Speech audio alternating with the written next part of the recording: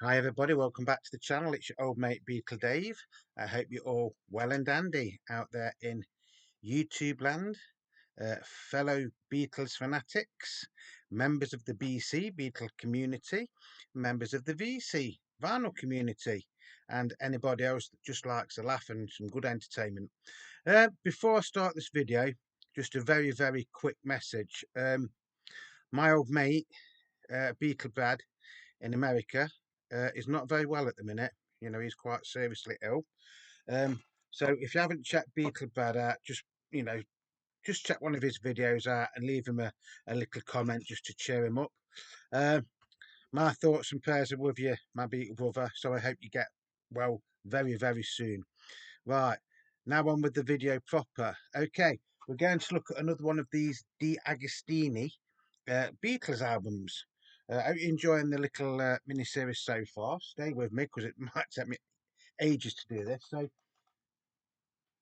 today we're going to be looking at With the Beatles in the Beatles DeAGOSTINI vinyl collection. And this is the pamphlet that we got with this one. So again, this didn't come out in the order that the LPs would have originally come out in when the Beatles released them, i.e. wasn't the second one in this collection. This was number 12, believe it or not. Excuse me. And on the back it's advertising the next one that would be coming up, which would be Anthology 1. So like I said, these are very basic little information pamphlets. It tells you the songs that are on the album. You've got some very basic photos. There is, folks. More photos and very basic information on the recordings. Hard to do this, isn't it, when you're doing a video? A lovely photo of the Beatles in the Cabin Club.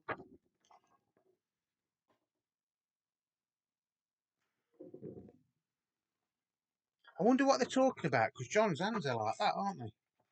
Is he saying that's an absolutely fantastic idea, or is he saying, oh, no, I don't want to do that song? We'll never know, will we, folks? And that's it. So, like I say, very basic. This box set, by the way, or these two box sets, if you get the whole collection, didn't have a book with them. So that's why you get these little pamphlets. Whether they're worth having or not, I don't know. I haven't really looked at them, you know, in great detail. I'm like looking at them when I'm showing them you. Right, so today we're looking at With the Beatles. Now I've just played this on my hi-fi, spun my chair around like I said I was going to, so that's, you know, in the middle, so I could hear it really good. Now, when this LP was originally released in 1963 in the UK in stereo, there was a lot of complaints because it didn't sound right. And in fact, on Roll Over Beethoven, I think it didn't jump, but people thought it did. Now, I've just listened to this. I haven't altered the volume from when I listened to Please Please Me. Musically, it sounded absolutely wonderful. The vocals come across really nice. Why does it look dark in here? I ain't been seeing this all right. It looks really dark now for some reason. Just bear with 1 sec. It still looks a bit dark, doesn't it? Anyway, yeah, what was I saying? Yeah, you know, the vocals come across really good.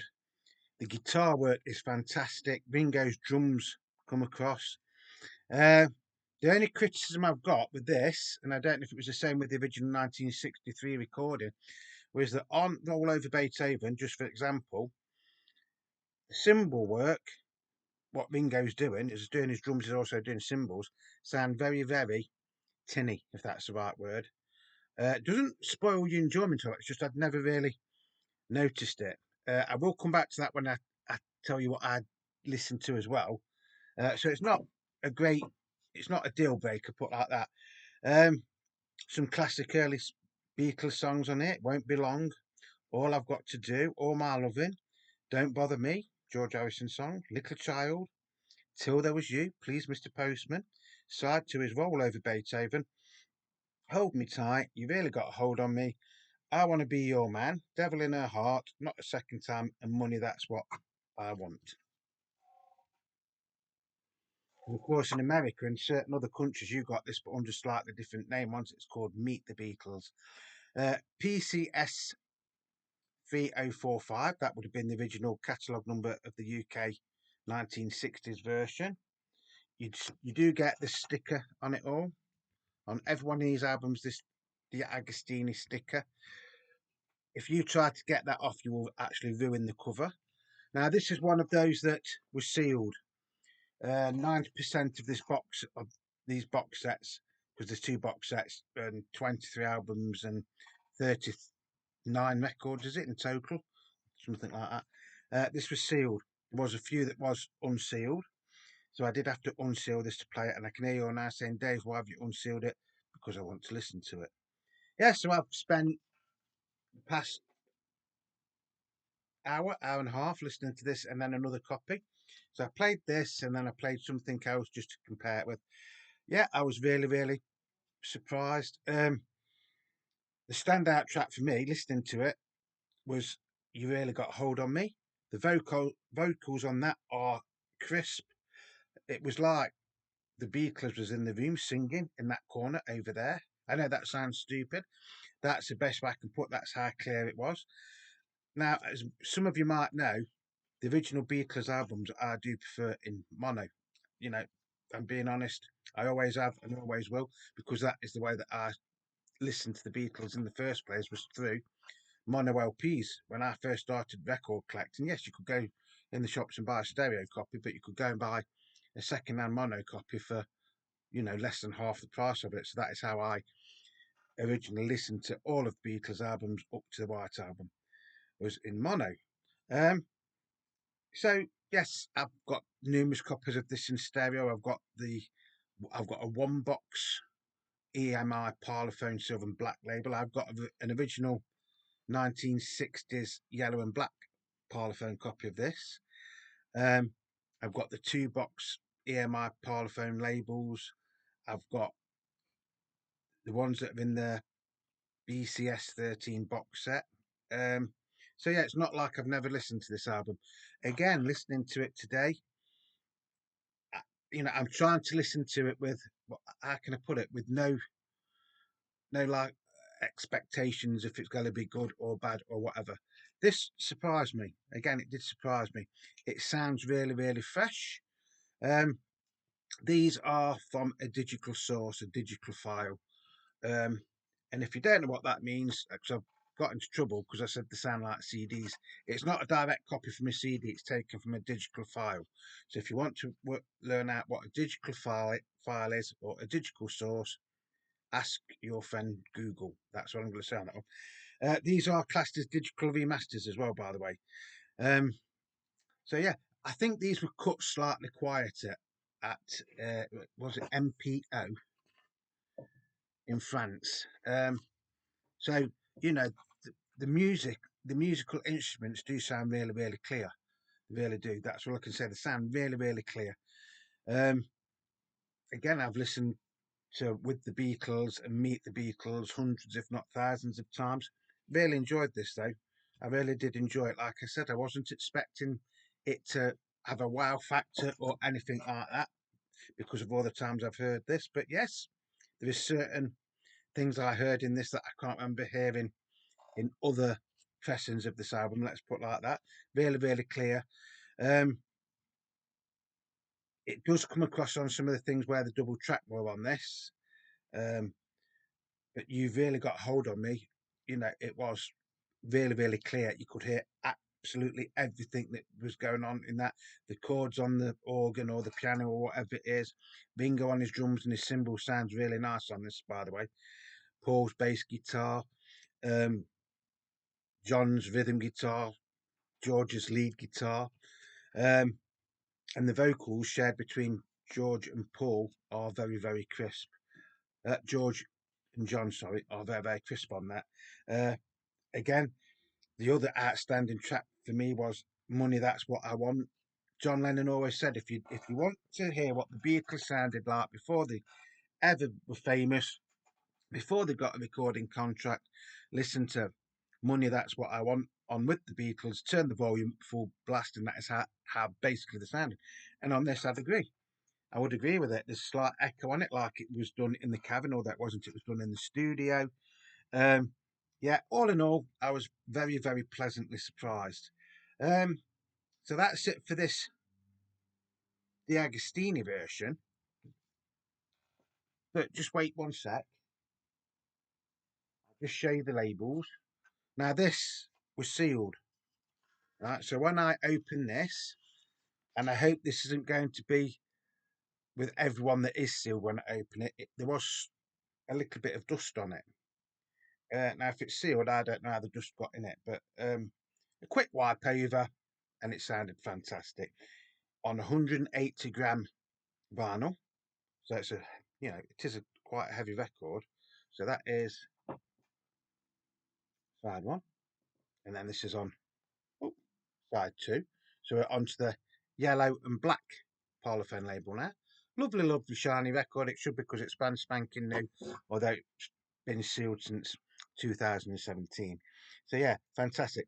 I have been looking at some of my 2012 uh, stereo reissues, and this number on here is the exact same number as the ones that are on the stereo 2012 pressings. Yeah, so really, really surprised how much I enjoyed that. I know I was going to enjoy it, don't get me wrong, but I was surprised at how much I did. That's the only thing, because I've heard these albums, these records that many times over my lifetime.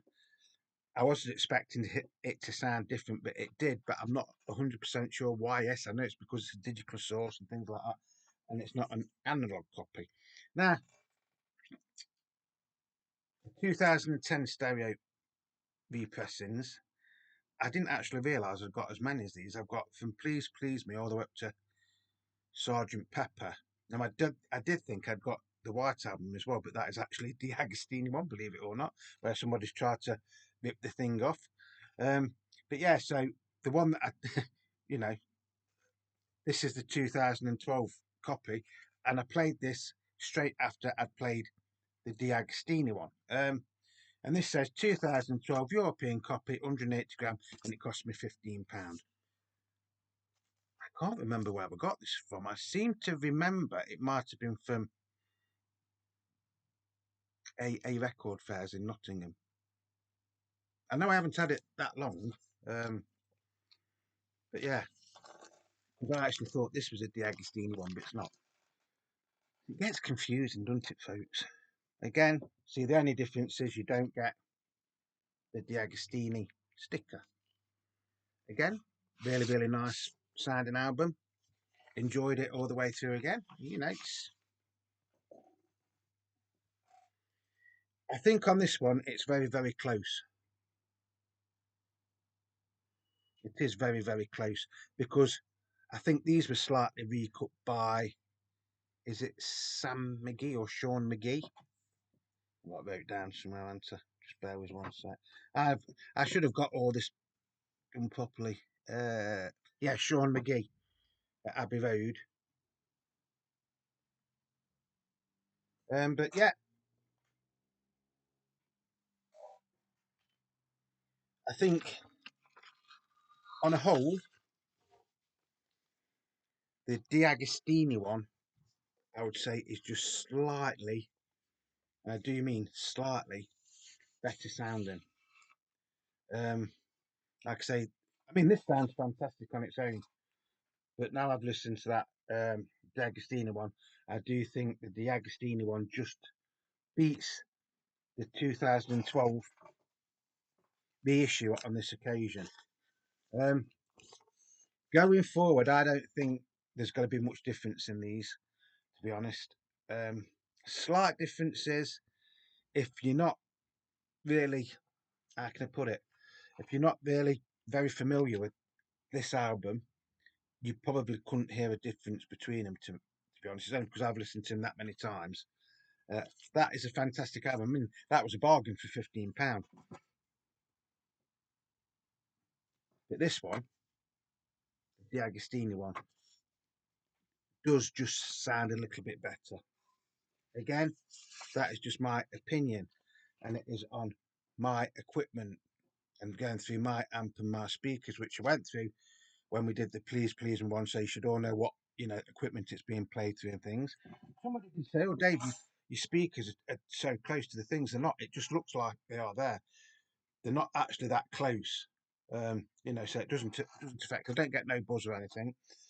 Some people have said that some of these that they had were slightly warped. So far, on the ones I've played, because I've played some others apart from the ones I've already shown, um, have been okay. They've been as flat as a pancake. I am not endorsed by DeAgostini, by the way. I had to go out and buy this set with my own money. It wasn't cheap. It wasn't as expensive as some people want on eBay and Discogs and things like that. So yeah, so far it's going to be close, isn't it, folks?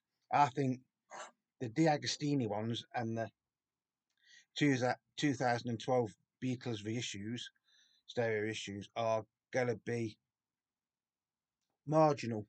I don't think there's going to be a hell of a lot of difference in them. But so far, it's 2-0 to the DeAgostini ones, isn't it? Whether that's going to continue throughout this series, I don't know. I have had somebody say something about the next one, which is this. Now we know that on one of them it was slightly cut wrong, so the missing chord has got half a second out of it, or the beginning chord has got half a second missing out of it, or something. How true that is, I don't know. I've had some people say that sounds absolutely fantastic, and I've had other people that say it sounds absolutely terrible. It's all down to you. I can only tell you what I think of them. So far, I'm very, very happy with them. But, you know, it depends what you're expecting them to be like. If you've got the money and you can afford to go out and buy pristine vintage stereo Beatles records, good luck. It'll cost you an arm and a leg to do it. Um, if you can afford to get the BC13 box set again, if you can afford it, because they seem to be going up in price just lately. Um, that's okay. I haven't got a problem with these DeAgostini ones. It doesn't matter to me whether it's from a digital source or not. It sounds so far they sound fantastic, and I've bought these to play. Hence why I've been opening them and not keeping them sealed. Um, Somebody did say in one of the comments, is it a complete Beatles collection? Well, it depends what you mean by complete Beatles collection. You do get all of the studio albums that the Beatles released in their lifetime from 1962 to 1970. You get past masters. You do get some of the better compilations like 62 to 66, 67 to 70. You get the Love album. You get the anthologies in it. You don't get the Beatles Yellow Submarine song track. So that's one that's missing, which could have been in it.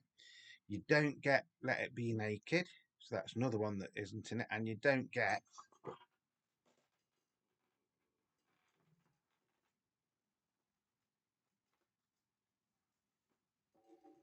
this one either. The Beatles live at the Hollywood Bowl. And if you're going to be picky, you don't get a collection of Beatles oldies but goldies, do you?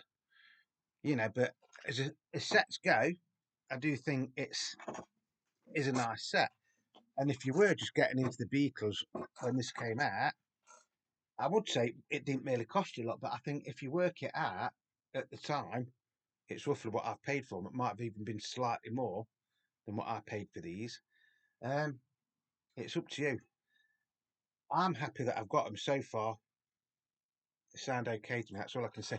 They sound really, really nice. They sound amazing on my equipment. So again, it depends what your equipment is, how you're listening to them, and things like that. But yeah, so far, I think the fab. That's all I say. I do think the fab.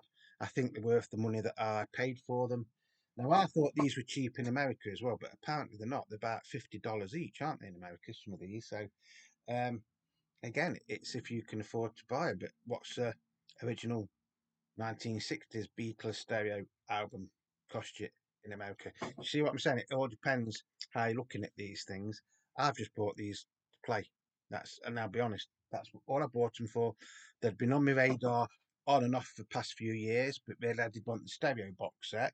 But then when I saw these and then I saw how much stereo box sets were going for, I thought, sod it, I'll get this one because I haven't really paid any more than getting the Beatles stereo studio box set, whatever you want to call it, which is the same as these. Basically the same. You just don't get the book, but you get more for your money in this.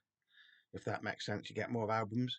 Um, and if you were subscribed at the time, yeah, I mean I've got the two boxes that came with it, but you could have got um, cups. You could have got frame to put a record in. You got a cap, a rucksack, USB stick thing. Is it USB? Yeah, it is USB, isn't it? You got like lots of extra goodies.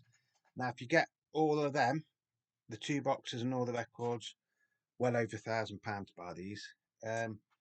Some people do say, but they can't be sealed because they're not with the card backing.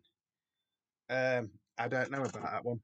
I honestly don't know about it. I do know what you mean. They did used to come if you got from this news agents, there'd be a card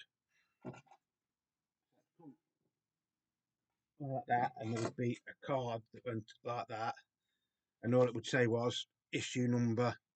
What was this? 12. DeAGOSTINI Beatles collection, and that was it. And then there'd be advertising on the card on the back. I think I don't know about on the front, so the card would stick up. And I think that was more to do with, so it gave it a bit more protection when it was being mailed to you as well. Could be wrong, you know. I might be wrong on that one, and maybe I probably am. So yeah, but as collections go so far, what I've listened to, I'm very, very happy with it. All right, so if you've got any comments on this, by the way, please leave them below. The next one I will try to make it around the 15 minutes mark. But I do want to try and do justice and tell you what I've compared it to. The 2012, the issues on these are very, very similar. Uh, but I think so far the DeAgostini ones are better. But again, that's just in my opinion. If you've got the Beatles 2012 stereo box set and you haven't got these, you'll probably think, well, now I think they're better. See, I have got some of the 2012 to compare them to. It's all in these, though, isn't it? How you hear it, and everybody's hearing is different. So, if you've liked this, like I say, just leave me a thumbs up. That's all I ask. If you've got any comments and the nice comments, please leave them below. Hope my old mate Beatle Brad gets better very, very quick. So speedy recovery, mate. We all love you in the Beatles community. And that's going to be it. So until the next time, it's Beatle Dave wishing you all peace, love, and happiness. Love and peace, love and peace. And I do mean that. I'm not taking the mickey. I do think love and peace can do lots of things and the world would be a better place. So until then, remember, Beatle Dave, over and out. Bye. Bye bye, everybody. Bye bye.